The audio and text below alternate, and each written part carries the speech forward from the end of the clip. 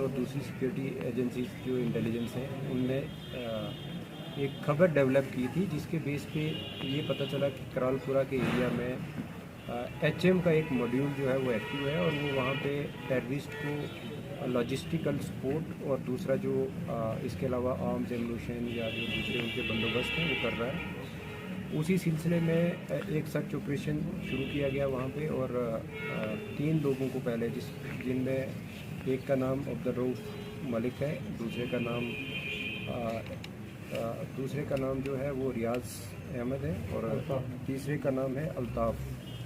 ये तीनों लोगों को अरेस्ट किया। इनके तीनों के इंकशाफ पे और डिस्क्लोजर पे 2 हाइड आउट्स जो हैं वहाँ पे बस्ट की गई। उन हाइड आउट्स से एक AK-47, 2 मैगजीन्स, 119 AK के राउंड, एक पिस्टल के 4 राउंड्स और पिस्टल का एक मैगजीन, इसके अलावा एक ID और 2 जो हैं डेटोनेटर्स हैं, ID लगाने के लिए 2 तार के बंडल हैं और एक टैंकी भी जो गोया लगती है कि वो पानी को स्टोर करने के लिए वहाँ पे बनाई गई थी या असला एम्यूनिशन को स्टोर करने के लिए बनाई गई थी, वो भी थी। अभी इब्तदाई तफ्तीश में ये भी पता चला है कि इस ग्रुप के साथ 2 और लोग भी शामिल थे, जिनमें एक का नाम अब्दुल मजीद है जो कि बडगाम का रहने वाला है, उसे भी हिरासत में लिया गया है और एक सोपुर का लड़का है जो कि बांडीपुर में रहता है। उसका सोपुर और बांडीपुर दोनों इलाकों में रहता है और उसको भी अभी क्वेश्चनिंग के लिए लिया गया है। और इसके बाद इसी तफ्तीश में एक ये भी पता चला कि जून के महीने में इस ग्रुप को 6 लाख रुपया जो है वो पाकिस्तान के एक फारूक नाम के हैंडलर हैं जिसका कोड नाम नदीम उस्मानी है और वो यहाँ कुपवाड़ा ककरूसा का रहने वाला है, वो इनको हैंडल कर रहा था और उसने प्रोवाइड करवाए थे 6 लाख रुपया जो कि हाइड आउट्स और बाकी आर्म्स एम्यूनिशन को ख़रीद या जो हाइड आउट के लिए जो सामान था उसको ख़रीदने के लिए दिए गए थे। उस 6 लाख में से भी कुछ जो पैसा है वो नकली सिम्स लेने के लिए या मोबाइल्स लेने के लिए इस्तेमाल किया गया और बाकी कुछ पैसा जो है वो हाइड आउट के लिए कुछ चीज़ें जो ख़रीदी गई हैं और अलावा अजीम 64,000 रुपया जो है वो उसमें से बरामद भी हुआ है, जो कि वही इनके इंकशाफ पे हुआ है।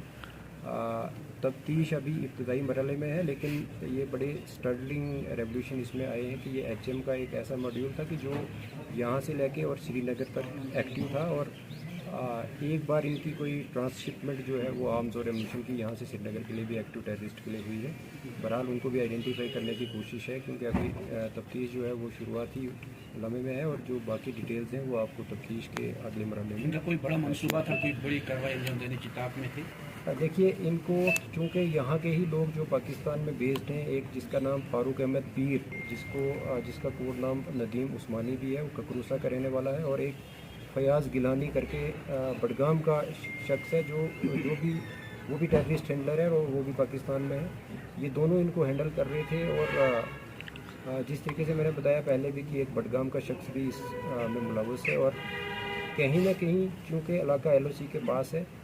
एक तो इन्फिल्ट्रेशन को हो सकता है फैसिलिटेट करने के लिए ये ग्रुप एक्टिव हुआ हो और बाकी आर्म्स और एम्यूनिशन को स्मगल करने के लिए और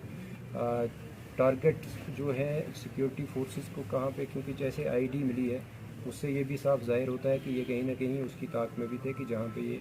ID प्लेस करके और सिक्योरिटी फोर्सेस को नुकसान कर सकते हैं। कुनन पुष्पुरा का एक रशीद नाम का लड़का जो कि 4-5 दिन पहले किसी वजूहात पे मतलब उसको टेररिज्म रिलेटेड किसी पूछताछ के लिए उठाया गया था और उसके दौरान उसने प्रिलिमिनरी इंक्वायरी पे ये मालूम हुआ है कि उसने कुछ इंकशाफ किया कि वो किसी जगह एक कोई हाइड आउट है और उसको वहाँ के लिए जब फौज ने लिया वहाँ पे वो स्लिप आउट हुआ है। बहरहाल हम उसकी जो है तलाश जारी रखे हुए हैं और पहले दिन से कुछ आज तक 1-2 क्लूज जो मिले हैं उन पे भी काम किया जा रहा है। मुझे उम्मीद है कि किन सर्कमस्टांसिस में लड़का जो है वो स्लिप देके वहाँ से निकला है वो उन पे भी काम किया जा रहा है।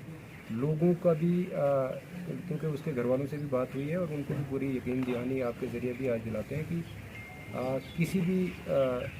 हद तक हमें अगर जाना पड़े तो हम ये ज़रूर पता लगाएंगे कि लड़का किन सर्कमस्टांसिस में भागा है और उनके जो अगर कोई और खदशात हैं वो भी तफ्तीश में अपना जिस तरीके का भी वो बयान देंगे उस पर भी उसी तरीके से कार्रवाई की जाएगी। बहरहाल वो कहीं ना कहीं वो भी एक इस जो ये मॉड्यूल मैंने बताया आपको, इससे एक मिलता जुलता मॉड्यूल था जिस पे भी एक इंटेलिजेंस के बेस पे ही उसको उठाया गया। Thank you sir.